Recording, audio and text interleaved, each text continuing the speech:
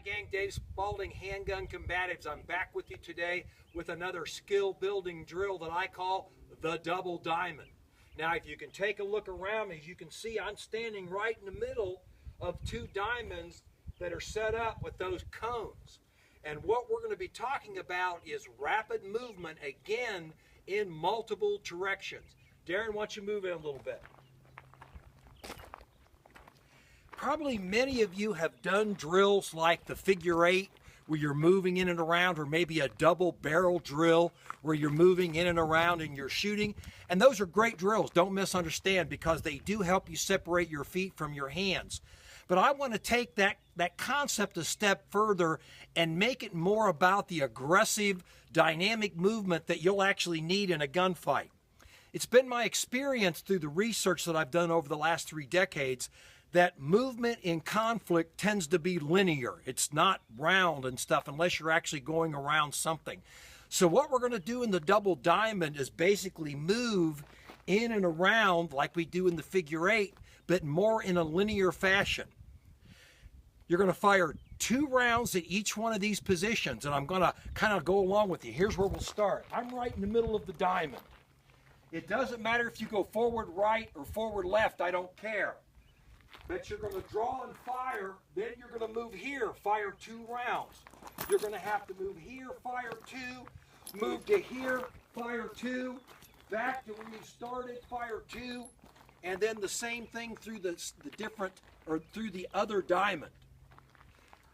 You've got 9 firing points. You've got to fire 2 rounds at each point, which means you're going to be firing 18 rounds. Unless you've got an 18-round gun, you're going to be reloading somewhere along the way. Now, you can load sometime when you want to versus when you have to, or you can wait till slide lock and do it. Of course, if you don't achieve slide lock for a number of reasons, you're going to be doing a tap rack before you realize you're empty, so that's going to delay it. You've got to fire all these rounds from these positions in 25 seconds on my Handgun Combatives chest cavity target, which you can print off my website. So, a lot of movement, different directions. You're going to have to be checking the battle space. You're going to have to register your pistol down as if you're moving in and around non-hostiles. You're going to have to be transitioning from the target to the sights to the terrain. So there's going to be a whole lot of ice sprinting going on, a whole lot of deploying of the pistol, starting from a draw. So there's a whole lot of stuff going on. And oh yeah, you only got 25 seconds to try to shoot this thing clean. So hey, let's take a look at it.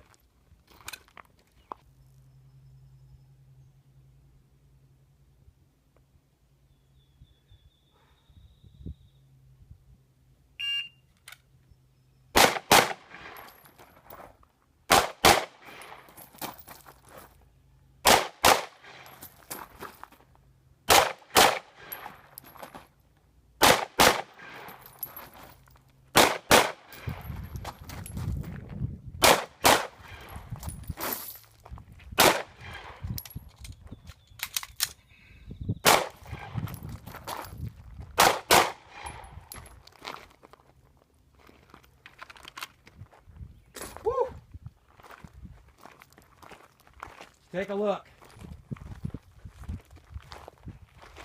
2, 3, 4, 5, 6, 7, 8, 9, 10, 11, 12. 1, 2, 3, 4, 5, 6, 7, 8, 9, 10. Okay. 2591. So I went over a little bit.